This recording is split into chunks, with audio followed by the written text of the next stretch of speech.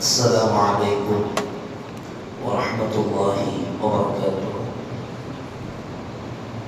بسم الله العظيم القدرة والشان، شديد البطش والبرهان، حافظ الدين والقرآن. بسم الله ما شاء الله كان وما لم يشأ لم يكن، ولا حول ولا قوة إلا بالله العلي العظيم. الحمد لله رب العالمين، والعاقبة للمتقين، والصلاة والسلام على أشرف المرسلين وعلى آله وصحبه أجمعين، أما بعد. فقد قال الله تعالى في القرآن العظيم والفرقان المجيد: أعوذ بالله من الشيطان الرجيم، بسم الله الرحمن الرحيم، وأطيعوا الله ورسوله إن كنتم مؤمنين. صدق الله العلي العظيم. وقال نبينا وحبيبنا وسيدنا وقرة أعيننا وثمرة فؤادنا محمد رسول الله صلى الله عليه وسلم: والذي نفسي بيده لا يؤمن أحدكم حتى يكون هواه تبعا لما جئت به. صدق النبي صلى الله عليه وسلم. எல்லா புகழும் புகழ்ச்சியும் ஏக இறைவனாகிய அல்லாஹ் ஒருவனுக்கு உரித்தாகுக. அவனின் சாந்தியும் சமாதானமும் ஈருலக வேந்தர் முஹம்மது ரசூலுல்லாஹ் ஸல்லல்லாஹு அலைஹி வஸல்லம் அவர்களின் மீதும், அவர்களின் நடிச்சுவடை அப்படியே அடிபெறலாமல் பின்பற்றிய உத்தம சத்திய சஹாபாக்கள், தாபிஈன்கள், தபஉ தாபிஈன்கள், நாதாக்கள், சுஹதாக்கள், அவுலியாக்கள், நம் பெற்றோர்கள், உஸ்தாதுமார்கள், மனைவி மக்கள், இங்கே அமர்ந்திருப்பவர்கள், இன்னும் வர இருப்பவர்கள், நம் ஊர்வாசிகள், அயல்வாசிகள், உலக முஸ்லிம்கள் அனைவர்கள் மீதும் என்றென்றும் குறைவின்றி நிறைவாக நின்று நிலவட்டுமா. புனிதமான இந்த நாளில், அவனுக்கு பிடித்தமான இந்த இடத்தில் வல்லோன் அல்லாஹ் நம்மை ஒன்று கூட்டியதை போல, நாளை ஜன்னத்துல் ஃபிர்தௌஸ் என்னும் உயர்தரமான சுவனத்தில் கண்மணி முஹம்மது ரசூலுல்லாஹ் ஸல்லல்லாஹு அலைஹி வஸல்லம் அவர்களோடு நம்மையும் நம்மை சார்ந்த அத்தனை பேர்களையும் ஒன்று கூட்டி புரிவானாக. நோய்கள் அனைத்தையும் ஷிஃபாவாக்கி தந்த புரிவானாக. அன்பிற்கினிய அல்லாஹ்வின் நல்லடியார்களே, இஸ்லாம் என்பது மனித கற்பனைக்கோ மனித கற்பனையால் உருவாக்கப்பட்ட அல்லது நம்முடைய சிந்தனைகளில் உதித்த ஒரு மார்க்கம் அல்ல இஸ்லாம். இஸ்லாம் முழுக்க முழுக்க இறைவனால், இறை தூதரின் வழியாக வழங்கப்பட்ட ஒரு தூய மார்க்கம் இஸ்லாம். இந்த மார்க்கம் இறைவனால் பூர்த்தி செய்யப்பட்ட மார்க்கம். இந்த மார்க்கத்தை பொறுத்தவரையிலையும் நம்முடைய சிந்தனைகளில் உதிப்பவைகளை கொண்டு இதில் புகுத்தி புதிதோர் வழியை உருவாக்க வேண்டிய தேவை என்பது இஸ்லாமுக்கு இல்லை. நம்முடைய சிந்தனைகளை சீர் செய்வதற்கும் நம்மை நாம் நல்வழியில் கொண்டு செல்வதற்குமான மார்க்கம்தான் இஸ்லாம். குர்ஆன் அதைத்தான் நம்மை பார்த்து சொல்லுகிறது: அல்யௌம அக்மல்து லக்கும் தீனக்கும். அல்யௌம, இன்றைய நாள், அக்மல்து லக்கும் தீனக்கும், உங்களுடைய தீனை உங்களுக்கு நாம் பரிபூர்ணப்படுத்தி விட்டோம். வ அத்மம்து அலைக்கும் நிஅமதி, என்னுடைய நிஅமத்தையும் உங்களுக்கு நாம் பூர்த்தி செய்து விட்டோம். வ ரதீது லக்குமுல் இஸ்லாம தீனா, இஸ்லாமை தீனாக உங்களுக்கு நாம் பொருந்திக் கொண்டோம் என்று வல்ல ரப்புல் ஆலமீன் இஸ்லாமிய மார்க்கத்தை அவன் நமக்கு பரிச்சயப்படுத்தி தருகிறான். மார்க்கம் என்பது பூர்த்தி செய்யப்பட்ட ஒன்று. இனி நமக்கான வேலை இங்கே என்னவென்றால், பூர்த்தி செய்யப்பட்ட எம்பெருமான் ஸல்லல்லாஹு அலைஹி வஸல்லம் அவர்களால் வழங்கப்பட்ட இந்த மார்க்கத்தை பின்பற்றுவது மட்டும்தான் நமக்கான கடமை. அங்கே வேறு எந்த தேவையும் நமக்கு இல்லை. நம்மோடு மார்க்கம் எதிர்பார்ப்பதும் அதுதான். முழுக்க முழுக்க அல்லாஹுவுக்கும் அல்லாஹுடைய ரசூலுக்கும் கட்டுப்பட்டு வாழ்வது. குர்ஆன் ஒரு இடத்தில் பேசும், உண்மையான முஃமின் யார் தெரியுமா? அத்தீஉல்லாஹ வ ரசூலஹு, அல்லாஹுவுக்கும் அல்லாஹுடைய ரசூலுக்கும் கட்டுப்பட்டு வாழ்பவர்கள் தான் உண்மையான முஃமின். எனவே தான் முனாஃபிக் என்ற ஒரு கூட்டத்தை பற்றி குர்ஆன் பரவலாகவே பேசும். குர்ஆனுடைய நடையில் நீங்கள் நடந்து போனால், நீங்கள் கடந்து பயணித்தால் குர்ஆன் அங்கங்கே முனாஃபிக்குகளை பற்றி சொல்லும். குர்ஆன் அங்கங்கே முனாஃபிக்குகளை பற்றி அடையாளம் சொல்லும். என்ன காரணம்? முழுக்க முழுக்க அல்லாஹும் அல்லாஹுடைய ரசூலுக்கும் மாற்றம் செய்கிற ஒரு கூட்டம் முனாஃபிக்குகள். எனவே அப்படி முனாஃபிக்குகளாக வாழ்பவர்கள் தான் அல்லாஹும் அல்லாஹுடைய ரசூலுக்கும் கட்டுப்படாமல் வாழ்பவர்கள் என்பது இந்த ஆயத்து நம்மை பார்த்து பேசுகிற செய்தி. அருமையான சகோதரர்களே, வாழ்ந்த நல்லவர்களுடைய வாழ்க்கை வரலாறுகளை எல்லாம் எடுத்து ஆராய்ந்தார். அத்தனை பேர்களும் அல்லாஹும் அல்லாஹுடைய ரசூலுடைய விருப்பத்திற்கு வாழ்ந்திருக்கிறார். தங்களுடைய சொந்த விருப்பு வெறுப்புகளை எல்லாம் மாற்றி வைத்துவிட்டு அல்லாஹுடைய ரசூல் என்ன சொன்னார்களோ அதற்காக வேண்டி தங்களை அர்ப்பணித்து வாழ்ந்திருக்கிறார்கள். மட்டுமல்ல, அப்படி அர்ப்பணம் செய்து வாழ்வது ஒரு முஸ்லிமின் மீது, ஒரு முஃமினின் மீது கடமையான ஒன்று கூட. வரலாற்று நமக்கு தெரியும், சய்யிதுனா ஸைத் இப்னு ஹாரிஸா ரலியல்லாஹு அன்ஹு பெருமானார் அவர்களுடைய அடிமையாகவும் வளர்ப்பு மகனாகவும் வரலாற்றில் பதிவு செய்யப்பட்ட ஒரு சஹாபி. இந்த ஸைத் இப்னு ஹாரிஸா ரலியல்லாஹு அன்ஹு அவர்களுக்கு பெண் பார்க்கும் படலம் துவங்குகிறது. அப்படி அவர்களுக்கு பெண் பார்க்கிற படலம் துவங்குகிற பொழுது பெருமானார் அவர்கள் மதீனாவிலேயே உயர்ந்த குலமான, உயர்ந்த குலத்தை சார்ந்த ஸைனப் பின்த் ஜஹ்ஷ் ரலியல்லாஹு அன்ஹா அவர்களை பெண் கேட்பதற்காக வேண்டி ஆண் அனுப்புகிறார்கள். இந்த ஸைனப் ரலியல்லாஹு அன்ஹா அவங்கள இந்த ஸைத் ரலியல்லாஹு அன்ஹு அவர்களுக்கு அடிமையாக இருந்த, பெருமானார் அவர்களுக்கு அடிமையாக இருந்த அந்த சஹாபிக்கு திருமணம் முடித்து கொடுப்பதற்காக வேண்டி பெண் கேட்டு அனுப்புகிறாங்க.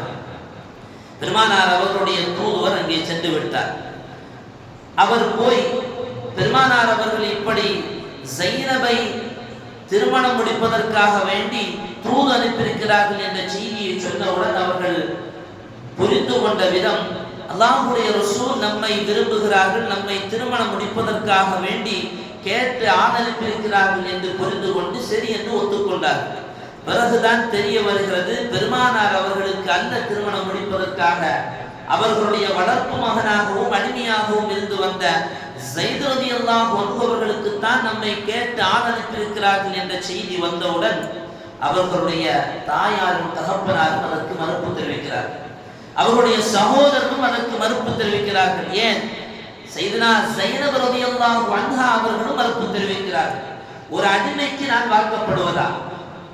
நான் உயர்ந்த குலத்தை சார்ந்த பெண்மணி, எனக்கும் அவருக்கும் ஏணி வைத்தால் எட்டாது என்ற ஒரு நோக்கில் அங்கே அந்த மறுப்பை தெரிவிக்கிறார்கள். உடனே ஆயத்து இறங்குகிறது. வமா கான லில்முஃமினின் வலா முஃமினத்தின் இதா கதல்லாஹு வ ரசூலுஹு, அல்லாஹ்வும் அல்லாஹ்வுடைய ரசூலும் ஒரு விஷயத்தில் முடிவு கண்டு விட்டால், அல்லாஹ்வும் அல்லாஹ்வுடைய ரசூலும் ஒரு விஷயத்தில் முடிவு கண்டு விட்டால் அதை மறுப்பதற்கு, அதில் சுயவிருப்பம் தெரிவிப்பதற்கு யாருக்கும் அனுமதி இல்லை.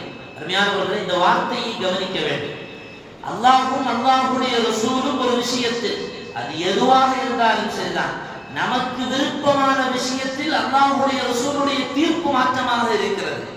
நமக்கு விருப்பமான விஷயத்தில் அல்லாஹ்வுடைய தீர்ப்பு மாற்றமாக இருக்கிறது என்றால் அதற்கு மாறு செய்வதற்கு யாருக்கும் அனுமதி இல்லை.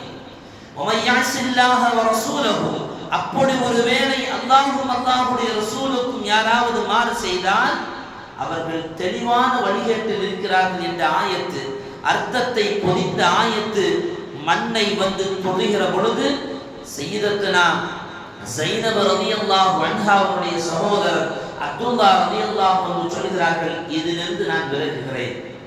பெருமானார் அவர்களுக்கு என்ன விருப்பமோ, யாருக்கு திருமணம் முடித்து கொடுக்க வேண்டும் என்று தன்னுடைய சகோதரியை பெருமானார் அவர்கள் கேட்கிறார்களோ அவருக்கே திருமணம் முடித்து கொடுத்து விடலாம், எங்களுக்கு எந்த ஆட்சேபனையும் இல்லை என்று அந்த சஹாபியத்தான பெண்மனுடைய சகோதரர் விலகுகிறார்.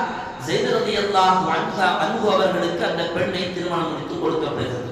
அருமையானவர்களே, தனக்கு விருப்பம் இல்லையா என்பது கேட்க வேண்டும் என்பது சரியானது. ஒரு பெண்ணுக்கு ஆணை விருப்பம் தானா என்று கேட்க வேண்டும். ஆனால் இது அல்லாஹ்வுடைய ரசூலுக்கும் அல்லாஹ்வுக்கும் பொருத்தமல்ல. அவர்கள் விரும்பியதை செய்வார்கள். அவர்கள் சொன்னதுதான் நமக்கு விருப்பமாக வேண்டுமே தவிர நம்முடைய விருப்பம் அல்லாஹ்வுடைய விருப்பத்திற்கு இணங்கியதாக ஆக வேண்டிய தேவையில்லை. ஒருபோதும் அல்லாஹ்விற்கு முழுக்க ரசூலுக்கும் கட்டுப்பட்டு வாழ வேண்டிய கடமை மட்டும்தான் நமக்கு. பெருமானார் ஸல்லல்லாஹு அலைஹி வஸல்லம் ஒரு ஹதீஸை பார்க்க முடியும். வல்லதி நஃப்ஸி பியதிஹி, எவருடைய கையில் என்னுடைய ஆத்மா இருக்கிறதோ அவர் மீது சத்தியமாக சொல்கிறேன், லா யுமினு அஹதுக்கும் ஹத்தா யகூன ஹவாஹு தபஅன் லிமா ஜித்து பிஹி, நான் எதை கொண்டு வந்திருக்கிறேனோ அதற்கு இணங்கித்தான் நீங்கள் வாழ வேண்டும். உங்களுடைய விருப்பமும் அதற்கு இணங்கித்தான் போக வேண்டும். நான் கொண்டு வந்த சட்டங்களும் சரி, நான் கொண்டு வந்த வழிமுறைகளும் சரி, நான் கொண்டு வந்த எந்த விஷயமாக இருந்தாலும் சரிதான், அதற்கு உங்களுடைய விருப்பத்தை மாற்றி வைத்து நீங்கள் இணங்கி போக வேண்டுமே தவிர அதற்கு மாற்றம் செய்வதற்கு அனுமதி இல்லை. ஒருவேளை அப்படி நீங்கள் மாறு செய்தால் லா யுமினு அஹதுக்கும், உங்கள முஃமினாக நீங்கள் வாழ முடியாது. அருமையான சகோதரர்களே, இதையெல்லாம் கொஞ்சம் கருத்தில் வைத்துக் கொண்டு நம்முடைய வாழ்க்கைக்குள்ளால் வரலாம். நம்முடைய வாழ்க்கை நிலை எப்படி இருக்கு? சிகை அலங்காரம் முதல் சீலை அலங்காரம் வரையிலும், சிகை அலங்காரம் முதல் சீலை அலங்காரம் வரையிலையும் அத்துணையனையும் அல்லாஹ்வுடைய ரசூலுக்கு மாற்றமாகவே வாழ்கிறோம். நமக்கு தோதுவாக இருந்தால் மட்டும்தான் அத்தனையையும் எடுத்துக் கொள்கிறோமே தவிர அல்லாஹ்வுடைய ரசூலுக்கும் அல்லாஹ்வுடைய சட்டத்திற்கும் இங்கே எந்தவித முக்கியத்துவமும் நாம் கொடுப்பதில்லை. சமுதாயத்தில் நாம் மதிக்கப்பட வேண்டும் என்று நினைக்கிறோம். சமுதாயத்தில் நாம் பணம் படைத்தவர்களாக வாழ வேண்டும் என்று நினைக்கிறோம். சமுதாயத்தில் நமக்கான ஒரு செல்வாக்கை உருவாக்க வேண்டும் என்று நினைக்கிறோம். ஆனால் இதுவெல்லாம் அல்லாஹ்வுடைய ரசூலுக்கும் அல்லாஹ்வுக்கும் மாற்றமாக இருந்தாலும் அதில் எந்த விதமான கவலையும் இல்லாமல் வாழுகிறோம். பணம் இருந்தால் பகட்டை காட்ட வேண்டும் என்று நினைக்கிறோம். அந்த பணம் இல்லை என்று சொன்னால் அந்த பணத்தை உருவாக்குவதற்கு ஹராமான வழிகளாக இருந்தாலும் தயக்கம் இல்லாமல் செயல்படுகிறோம். இதுவெல்லாம் அதர பாதாளத்தில் கொண்டு போகும் என்பதை மறந்துவிட வேண்டாம். ஜும்ஆ தொழுகை மிக முக்கியமான ஒரு அமல்.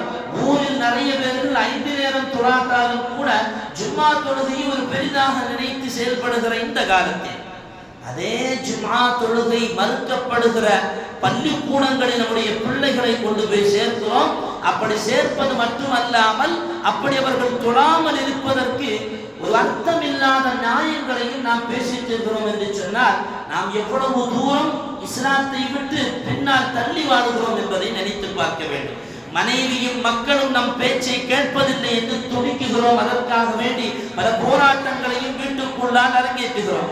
ஆனால் அதே நம்மை படைத்த, நம் மனைவியையும் படைத்த, நம் பிள்ளைகளையும் படைத்த, நமக்கு செல்வாக்கையும் தந்த, நமக்கு மதிப்பையும் தந்த, பொருளாதாரத்தையும் தந்த, நம்மை மனிதனாக வாழ வைத்துக் கொண்டிருக்கிற ரப்புல் ஆலமீனுக்கு நாம் மாறு செய்கிறோமே என்கிற எந்த கவலையும் நமக்கு இல்லை. அருமையான சகோதரர்களே, அப்படி அல்லாஹ்வுடைய ரசூலுக்கும் சுருக்கமாக நாம் மாறு செய்து வாழுகிற பொழுது கண்டிப்பாக இந்த துன்யாவிலும் வெற்றி பெற முடியாது, மறுமையிலும் வெற்றி பெற முடியாது. ஒரு மனிதனுக்கான இலக்கு என்னது? ஒரு மனிதனுடைய இலக்கு என்ன? வெற்றி பெறணும். பொருளாதாரத்தில் வெற்றி பெறணும், மதிப்பில் வெற்றி பெறணும், செல்வாக்கில் வெற்றி பெற வேண்டும், ஏன் மனைவியிடத்தில் வெற்றி பெற வேண்டும், மொத்தத்தில் வெற்றி பெற்ற சிகாமணியாக வாழ வேண்டும் என்கிற ஒரு அழுத்தமான ஒரு உறுதியை உள்ளத்தில் தாங்கி நடக்குகிற நாம் அந்த வெற்றிக்கான முகாந்திரம் என்னவென்பதை தேடுவதற்கு மறந்து விடுகிறோம். அந்த வெற்றிக்கான வழியில் பயணிப்பதற்கு நாம் மறந்து விடுகிறோம். இந்த வெற்றிக்கான மொத்த வழியையும் குர்ஆன் சொல்லுகிறது. எவன் அல்லாஹ்வும் அல்லாஹ்வுடைய ரசூலுக்கும் கட்டுப்பட்டு வாழுகிறானோ அவன் சாதாரண வெற்றியெல்லாம் அவன் கொள்ள மாட்டான்.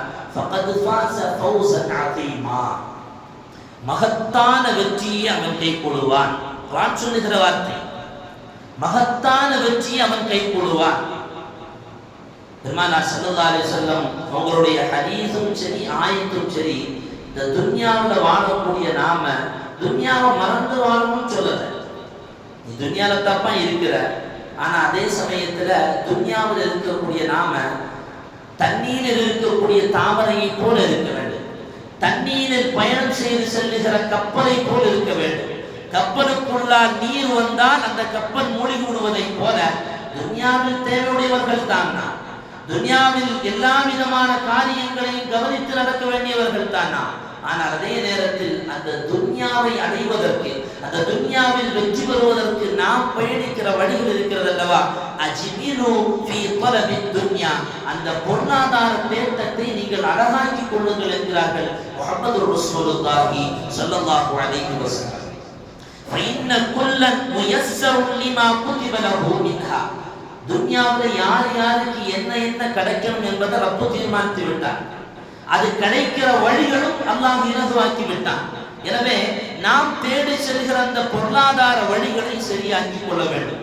இன்னைக்கு நிறைய பேர்கள் வெளிநாட்டில் இருந்து அந்த வெளிநாட்டுடைய வாழ்க்கையை முடித்து விட்டு ஊருக்கு வருவார்கள். ஊரில் ஏதாவது தொழில்கள் செய்யலாம் என்று நினைப்பார்கள். உண்மையிலே வருகிற அந்த வெளிநாட்டில் வாழ்ந்த அந்த நபர் இருக்கிற கொஞ்ச நெஞ்ச பொருளாதாரத்தை வைத்து ஹலாலாக சம்பாதிக்கலாம் என்று வருவார். ஆனால் நாட்டு நடப்பு அவரை மாற்றுகிறது. இந்த பணத்தை அப்படியே கொண்டு போய் பேங்கில் போடலாமே, அல்லது இந்த பணத்தை அப்படியே கொஞ்சம் வட்டிக்கு விடலாமே, அதனால உட்கார்ந்த இடத்திலே சம்பாதிக்கலாமே, அல்லது இருக்கிற தன்னுடைய மனைவியினுடைய நகை அல்லது இவ்வளவு நாட்களாக தான் சேகரித்து வைத்திருக்கிற அந்த தங்க நகைகளை கொண்டு போய் பேங்கில் அடமானம் வைக்கலாமே, அதன் மூலமாக வருகிற பணத்தை ஒரு 1 லட்சம் ரூபாய் அல்லது இத்தனை லட்சம் வைத்தால் அதனால் ஒரு 10,000 கிடைப்பதனால் அதை கொண்டு வாழ்வாதாரத்தை கழிக்கலாமே. இது ஒண்ணுமே குத்தம் இல்லை. கடைசியில கொண்டு போற கபர் இருக்கு, அது மொத்தத்திலேயும் நெருப்பாக இருக்கு. எப்படி வேணாலும் வாழலாம், துன்யாவில் எப்படி வேண்டுமானாலும் பொருளாதாரத்தை எடுக்கிறான்.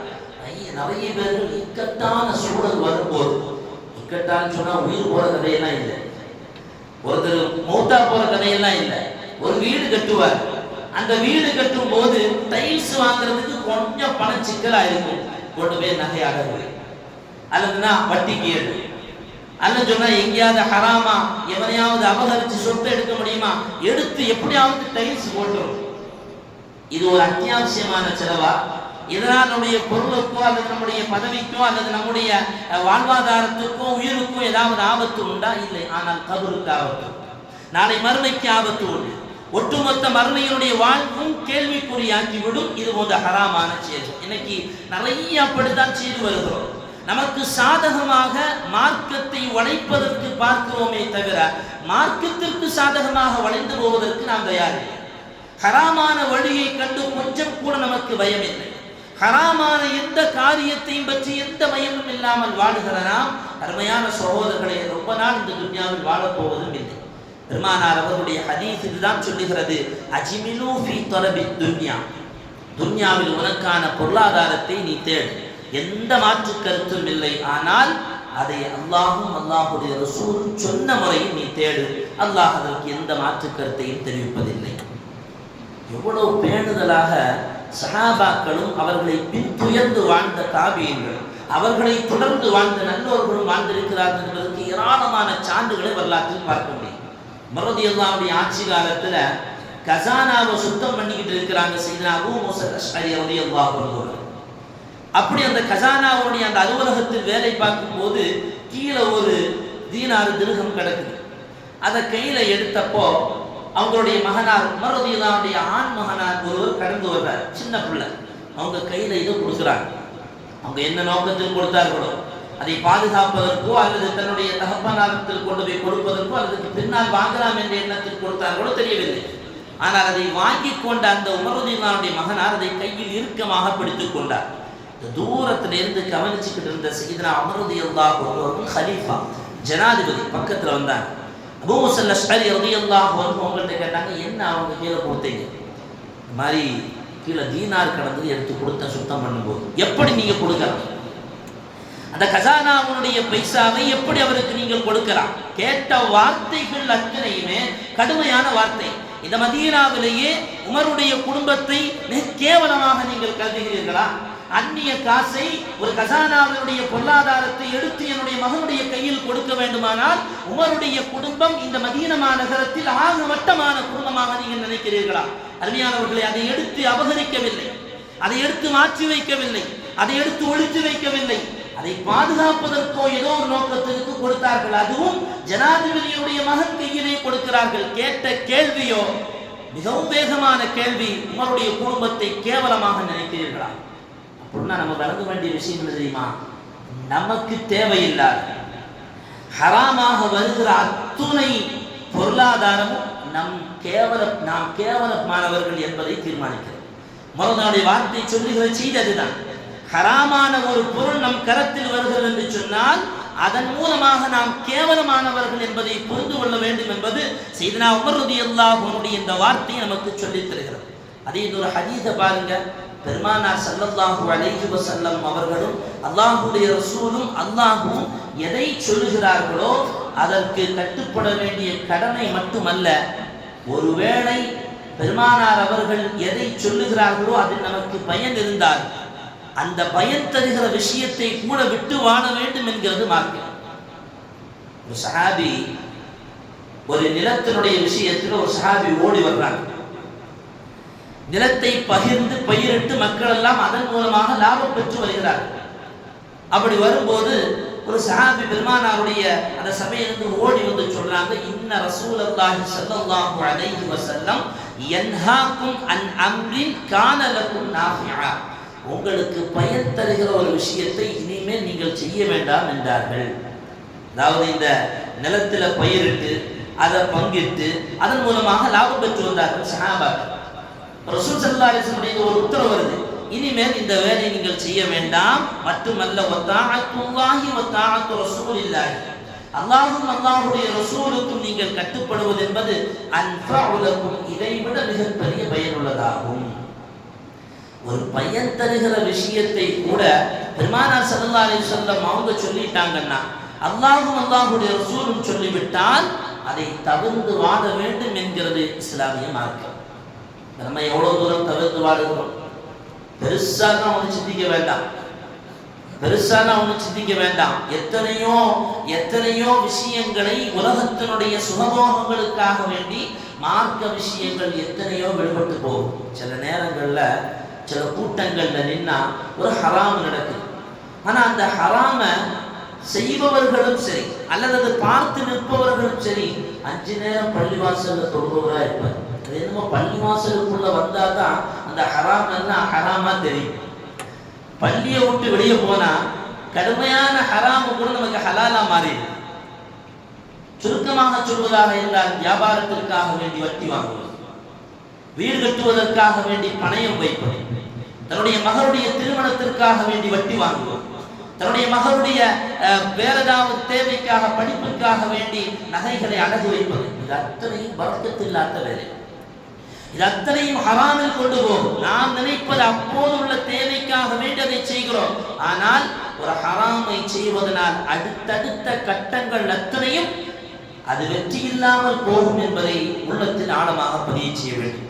பெருமானார் ஸல்லல்லாஹு அலைஹி வஸல்லம் அவங்க மதீனாவில் ஜுலைபி என்கிற ஒரு சஹாபி, இந்த சஹாபிக்கு பொண்ணு பார்க்கிறாங்க. இந்த சஹாபி ஆக ஏழையான ஒரு சஹாபி. இந்த சஹாபிக்கு பொண்ணு பார்க்கும்போது பெருமானார் அவர்கள் ஒரு உயர்ந்த குலத்தை சார்ந்த ஒரு பெண்ணு, அந்த பெண்ணை கேட்டு இந்த சஹாபிக்கு திருமணம் முடித்து கொடுப்பதற்காக வேண்டி ஆள் அனுப்புறாங்க. ஆரம்பத்தில் சொன்னதை போல செல்லுகிறார்கள், போய் பொண்ணு கேட்கிறாங்க. அப்ப அந்த பெண்ணுடைய தகப்பனும் தாயும் எத்தனையோ உயர்தர குடும்பத்தில் இருந்தெல்லாம் சம்பந்தம் வந்தது. நாம் அப்பெல்லாம் எசைஞ்சு போகல. அல்லாஹ்வுடைய ரசூலுக்கு இந்த ஜுலைபிபை விட்டு வேற ஆளே இல்லையா?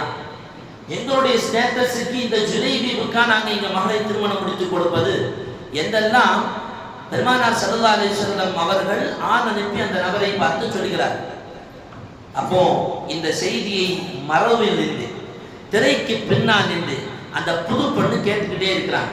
பெண்ணு கேட்டு அனுப்புனதோ பெருமானார் ஸல்லல்லாஹு அலைஹி வஸல்லம், அல்லாஹ்வுடைய ரசூல் பெண்ணு கேட்டு அனுப்பியிருக்கிறாங்க. யாருக்கு? ஜுலைபி என்கிற ஏழை குமருக்கு, ஏழை மகனுக்காக வேண்டி பெருமானாரும் கேட்டு அனுப்புறாங்க. இங்கே பதில் பேசப்படுகிறது இவருக்கா திருமணம் முடித்துக் கொடுப்பது. உடனே அந்த பெண்ணுடைய தகப்பனார் ஸல்லல்லாஹு அலைஹி வஸல்லம் உங்கள்கிட்ட போய் இந்த தகவலை சொல்றதுக்காக வந்து கிளம்புறாங்க. அப்ப அந்த அம்மா இடையில குறுக்கிட்டாங்க. எது அந்த புது பெண்ணு இடையில வந்தாங்க.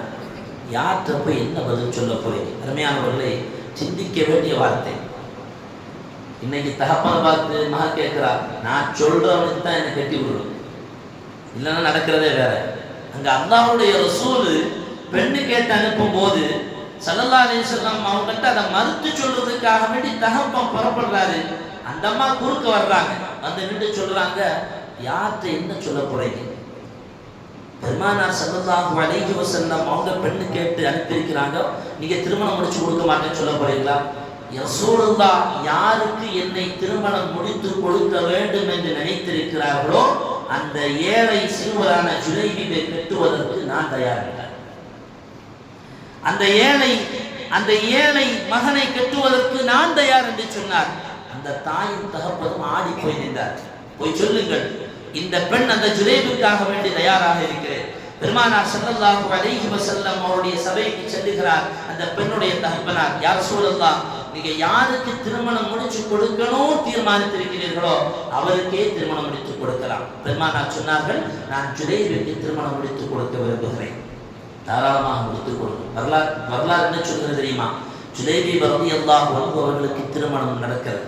திருமணம் நடந்ததற்கு பின்னால் ஒரு யுத்தத்திற்கு செல்லுகிறார்கள். அந்த யுத்தத்தில் வீரமாக களமாடுகிறார்கள். அந்த களம் கண்ட சஹாபி அந்த யுத்தத்திலே ஷஹீதாக்கப்படுகிறார்கள். வரலாற்றில் அனஸ் ரலியல்லாஹு அன்ஹு அவர்கள் இந்த ஹதீஸை அறிவித்து சொல்கிறார்கள், அதற்கு பின்னால் ஜுலைபியினுடைய மனைவி மதீனா நகரத்திலேயே உயர்ந்த செல்வமுடையவராக வாழ்ந்தார். ஏராளமானவர்களுக்கு உதவி செய்து வாழ்ந்தார். அருமையானவர்களே, அல்லாஹ்வுடைய ரசூலுக்கு கட்டுப்படுவதனால் ஒருபோதும் பொருளாதாரம் அழிந்து போவதில்லை, ஒருபோதும் நம்முடைய மதிப்பு அழிந்து போவதில்லை, ஒருபோதும் நம்முடைய செல்வாக்கு குறைந்து போவதில்லை. கண்டிப்பாக அல்லாஹ் நம்மை உயர்ந்த நிலையிலே வாழச் செய்வான் என்பதைத்தான் இந்த நிகழ்வுகளும் ஹதீஸும் ஆயத்தும் நம்மை பார்த்து சொல்லுகிற செய்தி. எனவே நாம் ஹராமுகளை விட்டு தவிர்த்து வாழ வேண்டும். முழுக்க முழுக்க ரப்புக்கும் அல்லாஹ்வுடைய ரசூலுக்கும் கட்டுப்பட்டு வாழ்வதற்கான எல்லாவித முயற்சிகளையும் செய்து வாழ வேண்டும். அப்படி வாழ்பவர்கள் தான் ஃபகத் ஃபாஸ ஃபௌஸன் அதீமா, மகத்தான வெற்றியை இருவர்களும் பெறுவார். எல்லாம் அல்லாஹ் சுப்ஹானஹு வ தஆலா அவன் பொருந்திய நன்மக்களாக வாழ்ந்து மரிப்பதற்கு நமக்கு தௌஃபீக் செய்தல் புரிவானாக. வ ஆகிரு தஅவானா